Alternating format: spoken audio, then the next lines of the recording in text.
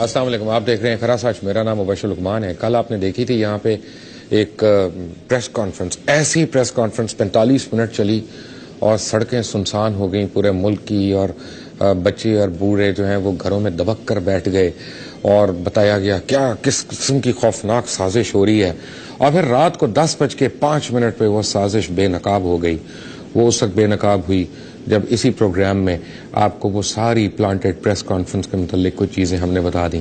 آج میں صبح کو دیکھتا رہا، 2 سب سے زیادہ بکنے والے اخبارات میں انگریزی اور اردو کے، کہ بھائی کہیں تو اس پریس کانفرنس کا تذکرہ آئے گا.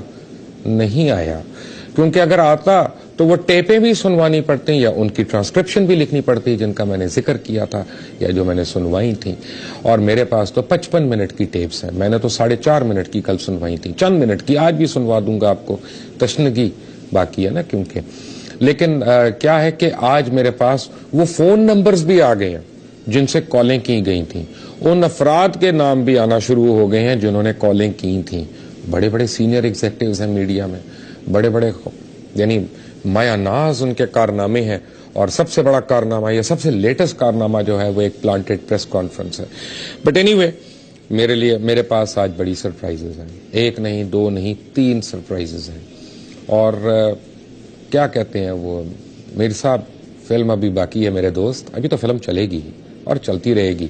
اور آپ کو میں تعارف کرا دوں، مجھے جوائن کر رہے ہیں لاہور سے علی حیدر، ایڈوکیٹ ہیں بائی پروفیشن. مجھے جوائن کریں گے پشاور سے Amjad Malik Sahib, bureau chief Geo T V کے جنگ گروپ کے. آج صبح تک تھے، اب نہیں ہے. اس کے بعد مجھے جوائن کر رہے ہیں خالد انصاری صاحب. خالد انصاری صاحب آڈیٹر ہیں بائی پروفیشن. اور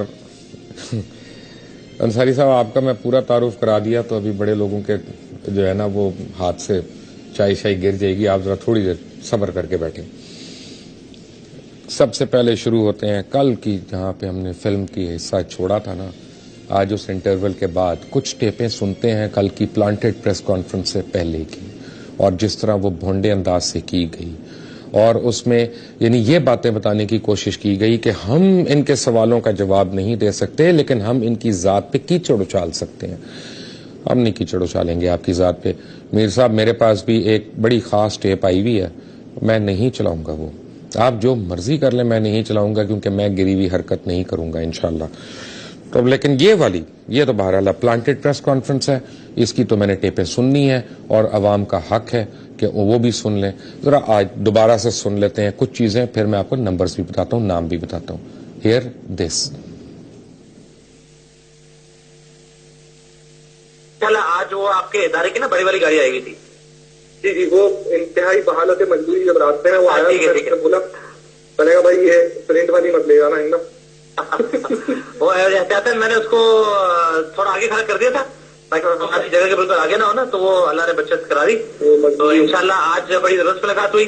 اور جو بڑے والے صاحب تھے، بوڑھے صاحب، ان سے تو ملاقات ہی ہو سکی کیونکہ وہ ہماری کیونکہ مصروفیت ایسی ہو گئی تھی. تو انشاءاللہ وہ کہہ رہے تھے کہ کل پرسوں ملاقات کریں گے. سلیمان صاحب کی طرح ہمیں ملاقات کے لیے بلائیں صبح 10:30 بجے. کل صبح انشاءاللہ 10:30 بجے. تو میں نے کہا آپ سے پوچھوں، جگہ پہ میں نہیں پوچھا، لیکن آبویسلی انڈرسٹوڈ ہے کہ وہی پرانے والی جگہ پہ ہوگا. وہی پرانی جگہ پہ ہوگا. آپ یہ بھی ان سے پوچھ لیجیے گا. اور گاڑی کا آپ کو میں نے کہا یاد کرا دوں، تو کس طرح آپ کریں گے، یا میں اسی کو ڈرائیور کو فون کر لوں؟ نہیں وہ تو رینٹ کر رہا ہے. ٹھیک ہے کروا کے آپ کو نمبر دیتا. بڑی مہربانی. ٹھیک ہے چلے میں بہت شکریہ جی، بہت شکریہ.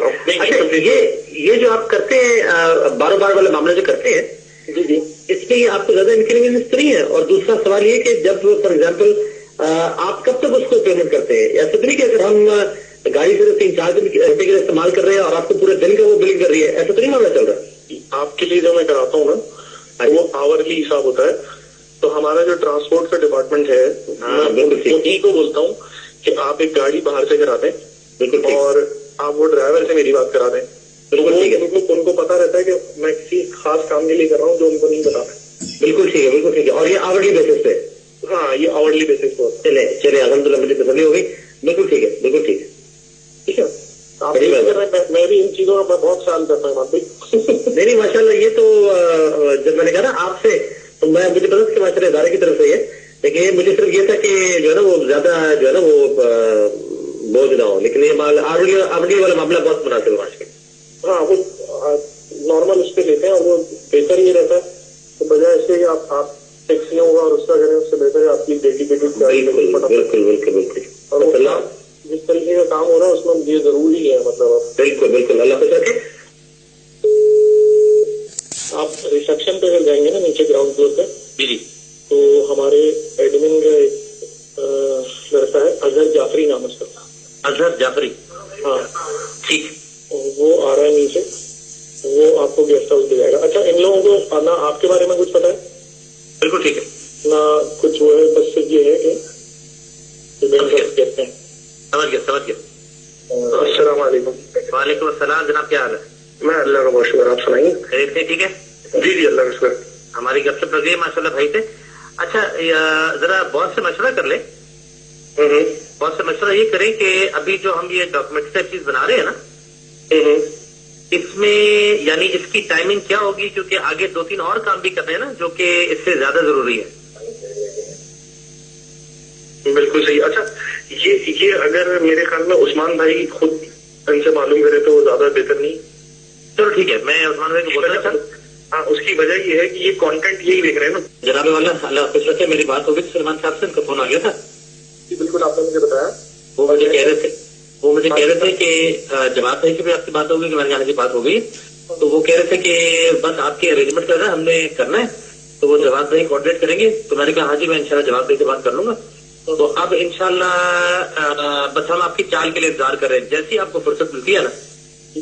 اس پہ تو میں نے اس وجہ سے میں نے ہمارے پاس جو ایڈمن میں صاحب ہے میں نے ان کو لگا دیا 3 جگہ پہ. بالکل ٹھیک ہے. اور وہ 3 جگہ کیا ہے وہ سنیے آپ. میں نے ان سے کہا کہ ایک تو آپ مجھے کسی ہوٹل سے کر کے دیں. ٹھیک ہے. میں ایسا ٹھیک ہے بھائی. اگر ہم منتھلی بیسس کے اوپر ایک روم ایسا لے لیتے ہیں جو ایک کمرہ اور لاؤنج کے ساتھ روم ہو. لاؤنج بھی بے شک نہ ہو، صرف ایک کمرہ ہو، اچھا بڑا کمرہ اور ایک اچھا باتھ روم، بس 7 باتھ روم. آئے وہ کل طاہر اشرفی صاحب بھی ایک فوری طور پر پریس کانفرنس کر رہے تھے، کچھ انہوں نے علماء دین بھی بٹھائے ہوئے تھے اپنے ساتھ. طاہر اشرفی صاحب آپ کی بھی فون کال ایک مل گئی ہے مجھے، کیا کروں میں، اب فون کالز آئی جا رہی ہیں تو میں کیا کروں یہاں پہ. میں کہتا ہوں بھائی مجھے نہ بھیجو، پورا پاکستان جو ہے وہ مجھے ہی کوئی نہ کوئی چیز بھیج رہا ہے. طاہر اشرفی صاحب اپنی اور عماد خالد کی بات تو سن لیں، یاد آ جائے گا آپ کو بھی کہ آپ نے کون سا محاذ اکٹھا کرنا ہے. ہیئر دس. السلام علیکم ورحمۃ اللہ وبرکاتہ. وعلیکم السلام. کیا حال ہے آپ کی؟ خیریت سے ہے؟ آپ نے پہچان لیا جناب والا؟ بالکل پہچان لیا. آپ تو ایسے غائب ہوئے ہیں کہ بالکل ہی. جناب غائب اس لیے ہوئے تھے کہ اپنے عزیز کے خلاف سپریم کورٹ میں مقدمہ دائر کر رہے تھے، آپ کے عزیز ایڈوکیٹ حشمت علی حبیب صاحب کے ساتھ مل کر. اور کل دائر کر دیا اور الحمدللہ نیوز رپورٹس بھی چلنا شروع ہو گئی. ٹی وی پہ چینلز نے بھی 2 چینلز نے دکھایا. بغاوت کا مقدمہ ہے. جتنے بھی اس بندے نے پاکستان فوج کو برقرانے کے لیے ہماری ٹاپ لیڈرشپ کے خلاف جتنے بھی اس کے ناکام ڈیزائن تھے وہ شواہد اور ثبوتوں کے ساتھ 150 200 250 ثبوت الحمدللہ جمع کرائے. اور اس کی ابھی جو ہے نا وہ 3-4 دن کے بعد پتہ لگے گا کہ وہ ایکسپٹ کرتے ہیں کہ نہیں کرتے. وہ ابھی اسکروٹائز کر رہے ہیں اس کو، ایک طریقہ کار جو ہوتا ہے سپریم کورٹ کا. تو اس کے بعد وہ والا کام کرنا ہے جو آپ نے جس کا ذکر 22 جولائی والے پروگرام میں کیا تھا، وہ دوسرا کیس بنے گا. آپ سمجھ گئے؟ بالکل صحیح ہے. اس کے لیے آپ جیسے حضرات کی ظاہری باتیں ضرورت پڑے گی اور بہت سارے آپ نے ماشاءاللہ جو ایک فضا قائم کی ابھی الحمدللہ دوبارہ میڈیا پہ آ کے آپ کا میں نے ماشاءاللہ وہ کربلا کا پروگرام میں نے دیکھا 3 بار وہ کیبل ٹی وی پہ. ماشاءاللہ بڑا مزہ ہے دیکھ کے. آپ نے جو بات کی اس سے مسلمانوں کے دل جڑیں گے اور بڑا اچھا لگا. دوسرا جب میں آپ کے علاقے میں آؤں گا میں آپ سے ضرور ملوں گا. اور اب یہ جو علماء اور مفتیان والا یہ جو نگر ہے نا، اس ڈگری پہ آپ نے ہمیں لے کے چلنا ہے انشاءاللہ. اور تمام مکاتب فکر کو آپ نے جمع کر کے ایک محاذ کھڑا کرنا ہے انشاءاللہ. اللہ خیر. میں نے آپ کو ٹویٹر پہ تو بھیج دیا تھا، آپ مجھے اپنا ای میل ایڈریس دینا ذرا. میں آپ کو ابھی ایس ایم ایس مجھے ایس ایم ایس کر دیجیے. जज़ाकल्लाह। महाज खड़ा करना है। हाँ जी हो जाएगा इंशाल्लाह। आप मुझे ट्विटर पे मैंने किया था, मुझे ईमेल बता दें। चंद नाम जो यहाँ पे डिस्कस हुए, मसलन जवाद मलिक, ये जियो टीवी कराची से हैं, लॉजिस्टिक डिपार्टमेंट से। इनका फोन नंबर 0322200791, ये इस्तेमाल हुआ, कॉल लॉग में देख लें। एम उस्मान, ये न्यूज डेस्क के इंचार्ज हैं और जियो तेज से आपका ताल्लुक है और कंटेंट देखते हैं। 030822238696। सुलेमान जो है बहुत इंपॉर्टेंट कैरेक्टर है इस पूरी गेम का।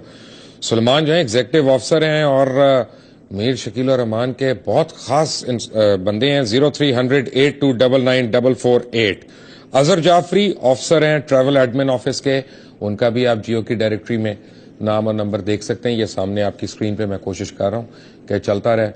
और इनमें से जिन साहब को भी आपने फोन करके बताना हो कि आप उनके मतलब क्या समझते हैं, प्लांटेड प्रेस कॉन्फ्रेंस कराने के लिए, प्लांटेड शोज कराने के लिए, लोगों पे कीचड़ उछालने के लिए, आप उनको प्लीज बताइएगा।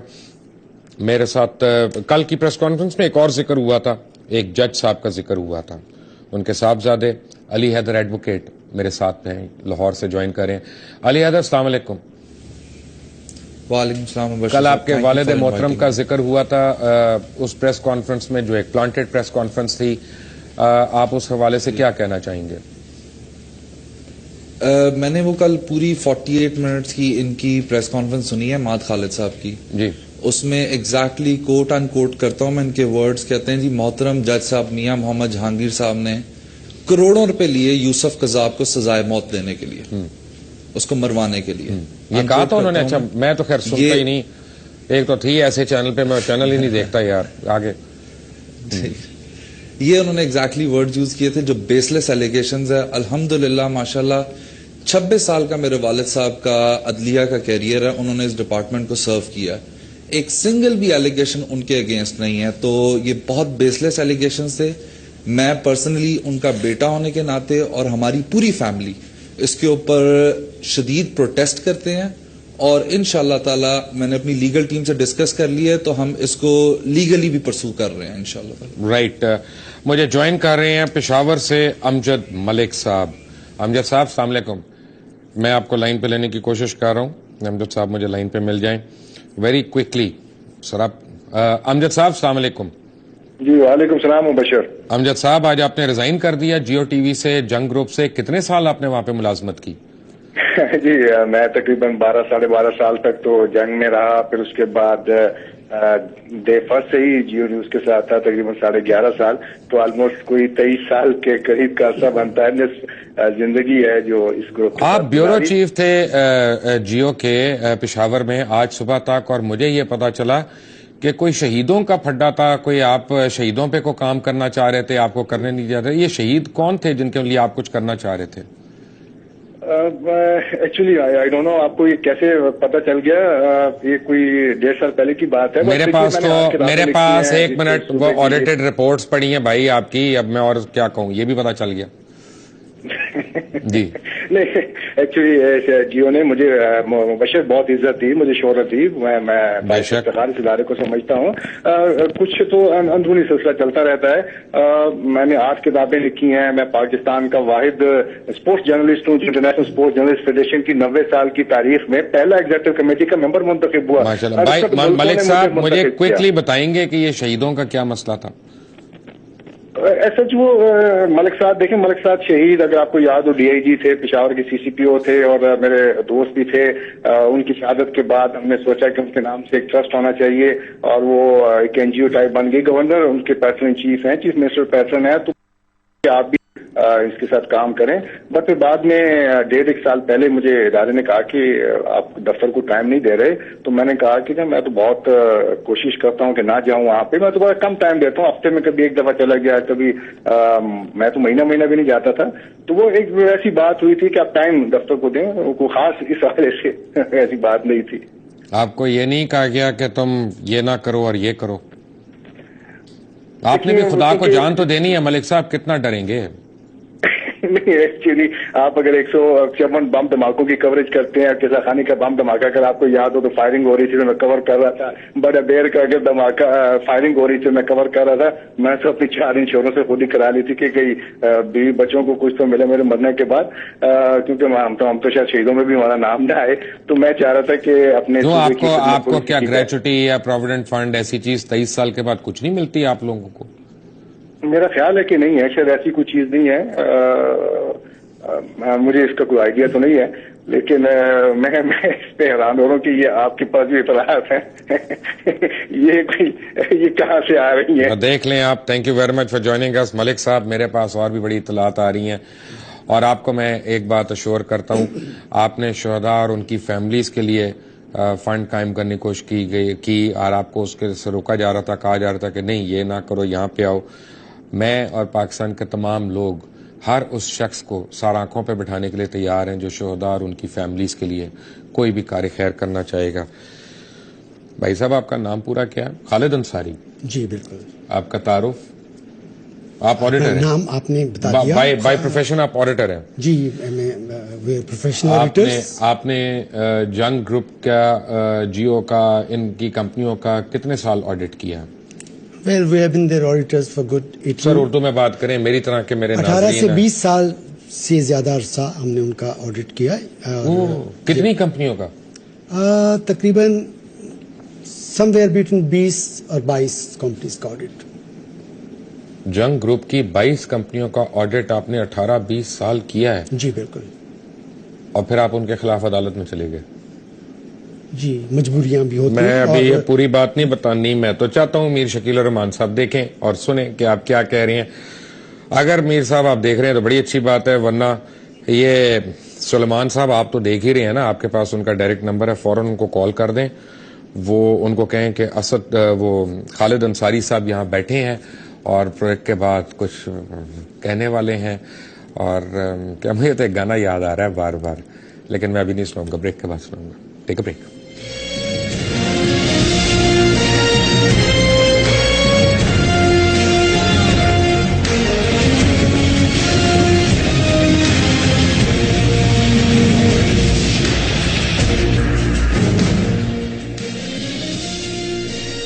Welcome back from the break. Mir صاحب، آپ کو تھوڑی دیر ویٹ کرنا پڑے گا خالد انصاری صاحب کی باتیں سننے کے لیے، کیونکہ مجھے جوائن کر رہے ہیں اسد کیسر، اسپیکر ہیں KPK کے. اور آج جو ایک اتنا اندوناک واقعہ ہوا، میں اس کے متعلق ایک بات کہنا چاہتا ہوں پہلے، اس سے پہلے کہ میں اسد صاحب کے تاثرات میں لوں.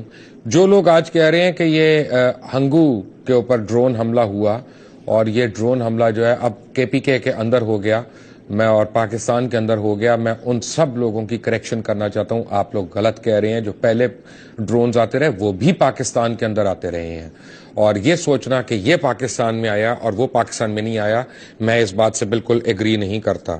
اسد کیسر صاحب، سب سے پہلے تو آپ کو میں یہ بتانا چاہتا ہوں کہ تمام اہل وطن جو ہیں وہ KPK کی عوام اور وہاں پہ رہنے والے جتنے مرد، عورت اور بچے ہیں، ہماری دعائیں آپ کے ساتھ ہیں، اور آپ اس ضمن میں جو ذمہ داریاں ہمارے لیے لگائیں گے ہم ان کو نبھانے کے لیے انشاءاللہ تیار ہیں. آج کیا ہوا اب پلیز ہمیں بتائیے گا. مہربانی جی. آج بیسیکلی یہ ایک مدرسہ ہے، اس پہ جس میں کچھ افغانی بھی تھے، اور اس پہ ڈرون اٹیک ہوا ہے جس میں 6 لوگ مرے ہیں اور کچھ 1-2 لوگ زخمی بھی ہوئے ہیں. اور یہ مطلب ہمارا بندوبستی علاقہ ہے جو مطلب صوبائی گورنمنٹ کے تحت آتا ہے. تو اس میں یہ افسوسناک واقعہ ہوا ہے، اور میں یہ سمجھتا ہوں کہ اس وقت آپ کو پتہ ہے کہ ہمارے صوبے میں اس وقت لاکھوں کی تعداد سے افغانی رہ رہے ہیں، اور ہماری معیشت پہ بھی ایک برڈن ہے، ایک بہت بڑا بوجھ ہے. تو اس طرح صرف یہ نہیں ہے، لیکن یہ جو انہوں نے اٹیک کیا اور اس کے لیے کوئی جواز بنا رہے کہ چونکہ افغانی تھی اور ہمارے خلاف ہوتا، تو سب سے پہلے تو ہم یہ بات کہیں گے کہ ایک ملک کی ایک ساورنٹی ہوتی ہے، ایک ملک کی ایک مطلب کچھ قوانین ہوتے ہیں، کوئی اس کی ضوابط اور اخلاق ہوتے ہیں. تو آپ نے یہ جو مسلسل ہمارے سرحدات کی خلاف ورزی کر رہے ہیں، جس پہ ہماری پارٹی مسلسل آواز اٹھا رہی ہے، اس کے خلاف ہم نے پہلے 3 سال پہلے پشاور میں دھرنا کیا، پھر کراچی میں دھرنا کیا. اس ایشو کو ہم نے پورا اٹھایا. اس کا بنیادی مقصد صرف ایک مقصد تھا کہ ہم اس ملک کی آزادی چاہتے ہیں, اپنے ملک کی ساورنٹی کو, جو ہمارے ملک کی ساورنٹی ہے اس کو محفوظ بنانا چاہتے ہیں. ہم سمجھتے ہیں کہ ہم ایک آزاد قوم ہے. ایک آزاد قوم کی حیثیت سے یہ ہمیں حق ہے کہ ہم اپنے فیصلے خود کریں اور اپنا اختیار خود استعمال کریں. یہ جو ہماری کبھی ڈرون آتے ہیں, کوئی خارجہ پالیسی جو ہے ہمارا اس طرح ہے کہ وہ باہر سے ڈکٹیٹ ہوتی ہے, ہمارا موقف یہ ہے کہ پہلے دن سے ہمارے عوام کو آزاد رکھا جائے اور آزاد پاکستان ہے. تو ہم سمجھتے ہیں کہ آج اٹیک ہوا ہے اور جو گزشتہ اٹیکس ہوئے ہیں یہ مسلسل جو ہے یہ ہمارے ملک کی بدامنی کے باعث بن رہے ہیں. ہمارے ملک کی معاشی حالت اس کی وجہ سے خراب ہو چکی ہے اور یہ ایک میسج ہے کہ ہم غلام قوم ہیں, ہم اپنے فیصلے خود نہیں کر سکتے. اظہر صاحب مجھے یہ بتائیں کہ بڑی یعنی مجھے دکھ کے ساتھ میں آپ سے یہ سوال پوچھ رہا ہوں کہ کل سرتاج عزیز صاحب نے وہ جو ہے سینٹ کی کمیٹی کے آگے بڑی یقین دہانیاں کرائیں, خود نیشنل اسمبلی کو یقین دہانیاں کرائی گئیں کہ جب تک طالبان سے مذاکرات اب جاری ہیں ڈرون حملے نہیں ہوں گے, اور پھر یہ ہو جاتا ہے اور اس کے اوپر کسی کو کوئی شرمندگی نہیں ہے, کسی کی چھٹیاں ختم نہیں ہو رہی ہیں. وزیر اعظم جو ہیں وہ شاید اب ملکی حالات کی وجہ سے پاکستان کا دورہ منسوخ نہ کر دیں تھوڑے دن کے لیے. مجھے نہیں پتا وہ اس وقت کہاں ہیں کیونکہ وہ اتنی جلدی جلدی ٹرپس لگا رہے ہیں کہ میں آئی ہیو لاسٹ ٹریک. مجھے آپ صرف یہ بتائیں کہ ہم سارے پاکستانی ہم کیا کریں کہ آپ کی آواز جو ہے اس کو ہم نہ صرف اٹھائیں بلکہ وہاں پہ جو وکٹم فیملیز ہیں ان کے درد میں ہم کم از کم ہاتھ پٹا سکیں, مرہم رکھ سکیں کوئی آ کے. دیکھیں مبشر صاحب, آپ کی بہت مہربانی. آپ نے جو الفاظ بولے ہیں یقین جانیں اس کی ہمیں بہت ایک اپنائیت کا احساس ہوا اور ہمیں شاید کوئی آپ کی طرف سے ہمدرد ہو جو ہماری بات سنے بھی اور ہماری بات پہنچائے بھی.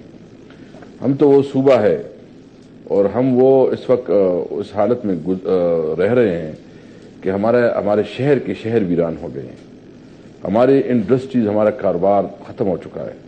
اور میں آپ کو صرف یہ ہنگور وہ تو چھوڑے, ہمارے پشاور بھی ایک ڈٹ سٹی بن چکا ہے کیونکہ ارد گرد جو ہے نا ہمارے تینوں طرف فاٹا ہے اور وار اینڈ ٹیرر کی وجہ سے, اور مطلب یہاں جو لاکھوں افغانی آئے ہوئے ہیں اور دیگر بہت کافی ایشوز ہے کہ اس کی وجہ سے ہماری معیشت پر بہت بڑی بوجھ ہے اور ہمارے گھروں میں روزانہ لاشیں آ رہی ہیں. ہمیں پتہ نہیں ہے کہ ہم کس وجہ سے جو ہے نا مارے جا رہے ہیں, کس وجہ سے ہماری نسل کشی ہو رہی ہے. تو میں سب سے پہلے آپ کا شکریہ ادا کرتا ہوں کہ اپنی ہمدردی, ہمارے کسی کے ساتھ کوئی دشمنی نہیں ہے, صرف ہم ایک بات چاہتے ہیں کہ ہمارے بچوں کو امن چاہیے. ہم ایک بات چاہتے ہیں کہ ہمارے ملک کو, ہمارے قوم کو آزاد حیثیت سے اس کی حقوق تسلیم کی جائیں. صرف یہی ہمارا مطالبہ ہے. ہم سمجھتے ہیں کہ اس وقت ہمیں خارجہ پالیسی کو ریوزٹ کرنا چاہیے. ہمیں یہاں جتنی بھی لوگ ہیں جو وار اینڈ ٹیرر کی وجہ سے مختلف قومیں یہاں آئی ہیں, مختلف ایجنسیاں یہاں آئی ہوئی ہیں اور وہ اپنی مفادات کے لیے پالیٹکس کر رہی ہیں اور اس کی وجہ سے ہمارا مطلب ہماری زندگی تباہ برباد ہو گئی ہے. ہم کہتے ہیں خدا را بس ہمیں معاف کرو. ہمیں جیو اور جینی دو پہ ہم یقین رکھتے ہیں. ہم سمجھتے ہیں کہ بس ہمیں صرف اور صرف امن دو, ہمیں کوئی چیز نہیں چاہیے, ہمیں نہ کسی کی ایڈ چاہیے, ہمیں صرف چاہیے تو ہمیں امن چاہیے. ہمارے ملک کے اندر ہمیں ڈکٹیشن سے اگر ہماری لیڈرشپ چاہے, یہ تو لیڈرشپ کی رسپانسبلٹی ہوتی ہے کہ وہ اپنے عوام کو پروٹیکٹ کرے. یہ لیڈرشپ کی ابھی خاص کر اس وقت موجودہ حکومت جو وفاقی حکومت ہے اس نے اس لیے مینڈیٹ لیا تھا کہ ہم امن قائم کریں گے, ہم آزاد خارجی پالیسی دیں گے. تو میرے خیال میں یہ ٹائم ہے کہ ابھی سٹینڈ کرے, بات کرے. دیکھیں قومیں جو ہیں وہ زندہ قومیں تب بنتی ہیں جب وہ اپنے مطالبات کھل کر بیان کر سکتی ہے اور اپنی ایشوز پہ سٹینڈ کر سکتی ہے. میں جو سرتاج عزیز صاحب کے بیان آیا مجھے بہت افسوس ہے کہ آج اس کا بیان بھی آیا اور آج ایک بہت بڑا ڈرون اٹیک ہوا ہے جو کھلا مذاق ہے.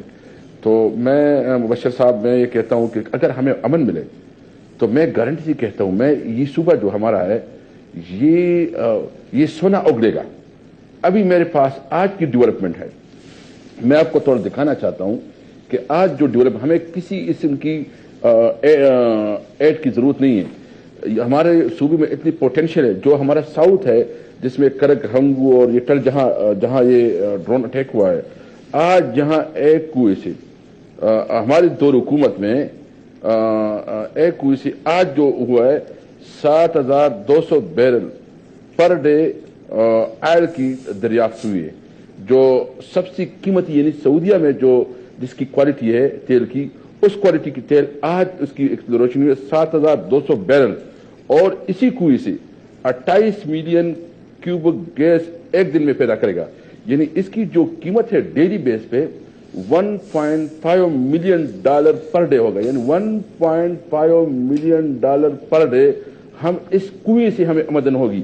یعنی اتنا پوٹینشیل ہے کہ اگر صرف اپنی ریسورسز کو پراپر استعمال کر سکیں تو میں آپ کو ایک گارنٹی دے سکتا ہوں, بس صرف امن ہونے چاہیے. امن ہو, 5 سال میں یہ صوبہ پوری ملک کو آئل اینڈ گیس میں خود کفیل کرے. میں آپ سے بہت معذرت کے ساتھ اسد صاحب, میں آپ سے ذرا سے اختلاف کروں گا. میں جانتا ہوں اور یہ میں بالکل بلیف سے کہہ رہا ہوں کہ ہمارے جو پٹھان بھائی ہیں وہ دنیا کے سب سے زیادہ محنتی اور خوددار اور عزت سے روٹی کمانے والے قوم ہے, اور وہ 5 سال آپ کہہ رہے ہیں, میں کہہ رہا ہوں 5 مہینے میں وہ اپنے صوبے کی کایا پلٹ کے رکھ دیں گے اگر ان کو امن مل جائے اور ان کو سکون مل جائے. سوری, میں آپ سے اس بات پہ ڈس ایگری کروں گا. بالکل, یہ ہمارے دیکھیں اس وقت ہم نے بڑے میں آپ کو صرف یہ نومید نہیں, میں امید بھی دلاتا ہوں. ابھی اس وقت ہم ایک بہت بڑا منصوبہ بھی لانچ کر رہے ہیں ایجوکیشن سٹی کا, جو پاکستان کا سب سے بڑا منصوبہ ہوگا, جس میں انٹرنیشنل سٹینڈرڈ کی 20 یونیورسٹی آئیں گے. اور اس کے حوالے سے ہماری برٹش کونسل کے ساتھ MOU سائن ہو چکی ہے, اور اس کے لیے پورا جو ہمارا پیپر ورک ہے ہم کمپلیٹ کر چکے ہیں. بڑے منصوبے پہ کام ہو رہا ہے. انشاءاللہ تعالیٰ دیکھیں گے یہ جو ہم اس وقت جو عمران خان جو سب سے زیادہ وہ ڈرون اٹیک کے اوپر اور نیٹو سپلائی کے اوپر اور اس ایشوز پہ بات کر رہا ہے, بیسیکلی اس وجہ سے تو ہمارے سارے مطلب اس وقت ہم فرنٹ لائن صوبہ بنی ہوئی ہیں, اور ساری جنگ تو ابھی فرنٹ لائن صوبے کی عملاً جنگ تو ہمارے صوبے میں ہو رہی ہے. تو ہم سمجھتے ہیں کہ یہ ان مسائل سے ہم تب نکلیں گے کہ ہم اپنے فیصلے آزادی سے کریں. یعنی ہمارے پشتون کلچر اپنا ایک طریقہ ہے, ہم جرگوں سے بڑے بڑے مسائل حل کرتے ہیں, مذاکرات سے ہمارے ہر قسم کے ایشوز حل ہو سکتے ہیں, جتنا بھی کرانک لوگ کیوں نہ ہو. لیکن ہمارا ایک کلچر ایک ٹریڈیشن ہے کہ جب جرگے بن جاتے ہیں نا تو اس کی رسپیکٹ کی جاتی ہے. اور میں اب بھی یقین سے کہہ سکتا ہوں کہ ہم اپنے مسائل کو حل کر سکتے ہیں. ہمیں اختیار دیا جائے, وفاق ہمیں اوپن چھوڑ دے کہ بھائی اپنی صوبے میں کرو فیصلے, ہمارے اوپر جو ہے ہمیں مسائل نہ پیدا کرے. ہم گارنٹی کہتے ہیں کہ اس صوبے میں ساری امن قائم کریں گے, لیکن ایک یہ ہے کہ ہمیں فوراً کی جو ایگریشن ہے اس سے نجات دلائی جائے. ہم سمجھتے ہیں کہ ہماری پاک آرمی ایک مضبوط آرمی ہے. اصل کیسر صاحب, مجھے یہ بتائیے گا کہ آپ لوگوں کا جو مظاہرہ ہے وہ کس دن اور کس وقت ہے, تاکہ میرے ناظرین کو پتا چلے جو ڈرونز کے خلاف اور نیٹو سپلائی کو روکنے کے لیے آپ لوگ کر رہے ہیں. یہ انشاءاللہ تعالی 23 تاریخ کو 2 بجے ہوگا, جس میں چیئرمین آئے گا, اور میرے خیال میں اس کی بہت بڑی ضرورت ہے کہ اس حالات میں جب بھی صوبے میں کوئی اس قسم کی تکلیف آتی ہے تو وہ پہنچ جاتا ہے. یعنی جب سیلاب آیا تھا تو سب سے پہلے وہی پہنچے تھے, جب IDPs جو آئے تھے تو سب سے پہلے ابھی وہی پہنچے تھے, اور جب یہ ایشوز ہے خاص کر اس وجہ سے ہمارے لوگ بہت ڈپریس ہے توڑوں لوگوں میں, تو عوام کو امید دلانے کی میں ویسے آپ کو اور آپ کی کیبنٹ اور آپ کے CM اور سارے لوگوں کو ایک بات پہ میں سلام پیش کرتا ہوں کہ جو وہاں پہ سیکیورٹی کے حالات ہیں, آپ لوگ جس طرح سے پھرتے ہیں اور جس طرح کی گاڑیوں میں پھرتے ہیں, میں کہتا ہوں سلام ہے آپ کو کہ آپ صرف رب کی ذات سے یعنی ڈرتے ہیں اور انسان کے بنائے ہوئے ہتھیاروں سے نہیں ڈرتے. اس پہ جتنا بھی خراج تحسین پیش کیا جائے KPK کی حکومت اور حکومتی اراکین کو, وہ کم ہے. میں مبشر صاحب میں ایک بات بالکل وضاحت سے کہتا ہوں. میں نے خود عمران خان کے ساتھ 17 سال گزارے. میں اس وقت اسٹوڈنٹ تھا جب میں نے اس کے ساتھ آیا ہوں. زندگی کی مطلب اس کے ساتھ 17-18 سال بہترین ٹائم گزارا ہے. کبھی یہ سوچا نہیں تھا کہ کوئی M P M L A بنیں گے یا اسپیکر بنیں گے یا کوئی پوزیشن پہ آئیں گے. ہم لوور مڈل کلاس کے لوگ ہیں. بالکل صحیح ہے. میں آپ کو یہ گارنٹی کرتا ہوں کہ انشاءاللہ اس قوم کو نا امید نہیں کریں گے, انشاءاللہ اس کو امید دیں گے. اور جو ہمارے سب سے ٹاپ پریارٹی ہماری قوم کے مفادات ہے, ہم اپنی قوم کے لیے ہر حد تک جائیں گے. اس میں خواہ کوئی بھی مطلب ہم لمیٹیشن ہے, ہماری سب سے بڑی ترجیح ہماری قوم کی مفادات ہے. Asad Ansari Sahib, thank you very much for joining us from K P کے. اسپیکر کے پی کے اسمبلی کے اسد انصاری صاحب ہمارے ساتھ تھے. اگر آپ ڈرون حملوں کے خلاف ہیں اور اگر آپ نیٹو کی سپلائی روکنے کے حامی ہیں تو پھر آپ کو پتا ہے کہ 23 تاریخ کو آپ نے کس مظاہرے میں شرکت کرنی ہے جا کے. یہ پی ٹی آئی کا مظاہرہ نہیں ہے اور یہ پی ٹی آئی کی حکومت نہیں ہے. کے پی کے میں پاکستان کی حکومت ہے, پاکستانیوں کی حکومت ہے, وہاں کے لوگوں کا مینڈیٹ ہے. یہ ہم سب کا مسئلہ ہے ڈرون. یہ کسی لگتا ہے آپ نے نام غلط لیا ہے, اسد انصاری نہیں, وہ اسد سوری اسد کیسر, اسد کیسر, آئی سوری. آپ کا نام جو نیچے لکھا ہے وہ شکیل الرحمان صاحب کے ساتھ میں بھی بدک رہا ہوں. تو اسد کیسر صاحب, thank you very much for joining us. Khalid Ansari صاحب ہمارے ساتھ ہیں, میر صاحب, اور میں نے کہا تھا فلم ابھی بہت باقی ہے میرے دوست, لیکن ایک بریک کے بعد گانا بھی, انصاری صاحب بھی. Take a break.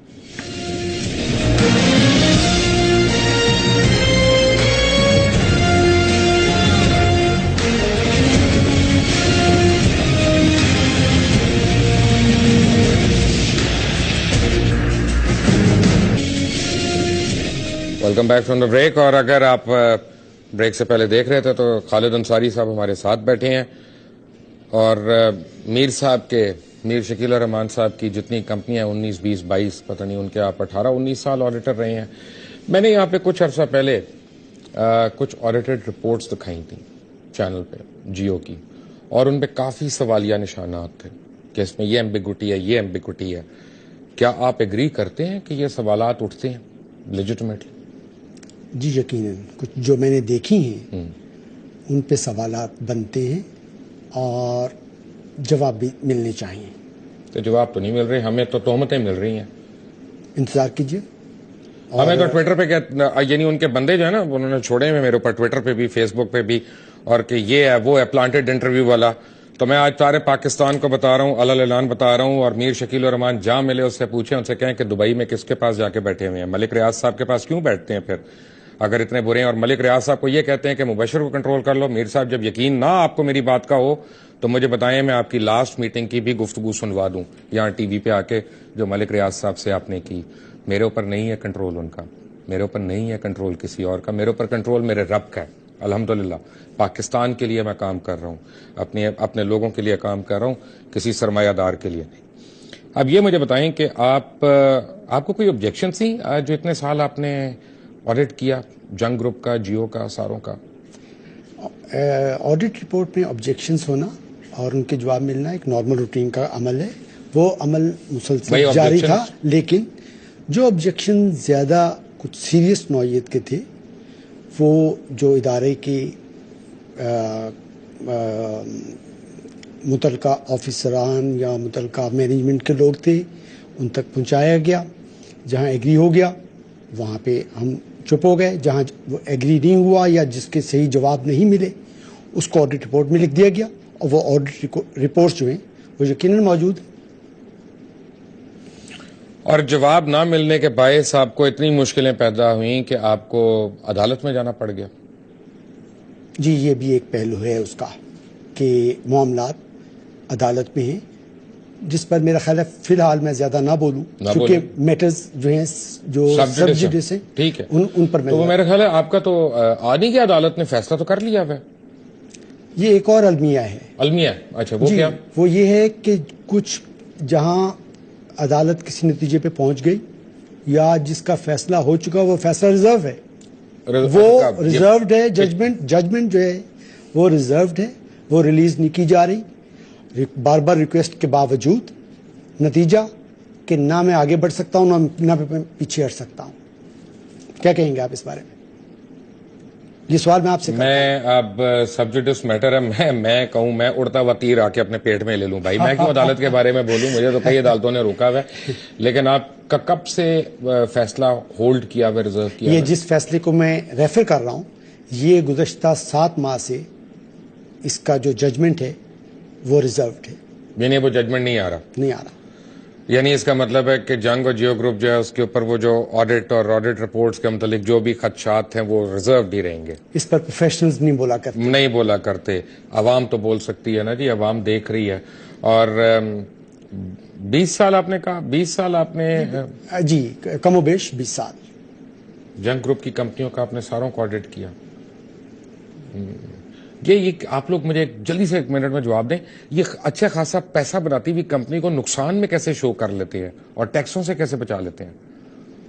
یہ ٹیکنیکس یہ کام انہی کا ہے جو اس میں ماسٹر ہیں, لیکن آڈیٹرز اپنا کام کرتے ہیں, وہ یا ان کو کرنا چاہیے, اگر وہ نہیں کرتے تو کہ ان کو وقت پہ بولنا چاہیے. آڈیٹرز کی بیسک رسپانسبلٹی یہ ہوتی ہے کہ جب بولنے کا وقت ہو وہ چپ نہ ہوں بلکہ بولیں اور اپنی چیز کو, اپنے نقطہ نظر کو پروفیشنلی ریکارڈ پہ لائیں, اور ہم نے وہ کام کیا ہوا ہے. میر شکیل الرحمان صاحب, مجھے بہت سے سوالات ہیں جن کے جوابات چاہیے آپ سے. مجھے کیچڑ نہیں اچھالنا کسی کی ذات پہ, نہ آپ کی نہ آپ کے ساتھ کسی کو کام کرتے ہوئے, لیکن امجد ملک صاحب کی طرح بہت سے پیٹریوٹک پاکستانیز ہیں, تقریباً 42 کے قریب لوگ ہیں جنہوں نے آج مجھے کال کر کے کہا کہ ہم اپنے گروپ سے ریزائن کرنا چاہ رہے ہیں, ہمیں پلیز ایڈجسٹ کرائیں, ہم مزید امن کی اس خوفناک آشا کے ساتھ نہیں زندہ رہنا چاہتے. ہم پاکستانی ہیں, ہم مسلمان ہیں, اور ہم نے کوئی اجمل قصاب کی جھوٹی فلمیں اور نہیں بنانی کسی کے بھی کہنے پہ. وہ بھی سٹوری میرے پاس آ گئی ہے کہ اجمل قصاب کی فلم کیسے بنی. اگلے ہفتے میں آپ کو شاید وہ بھی سنا دوں, شاید پوری بات تو نہیں, لیکن یہ کہ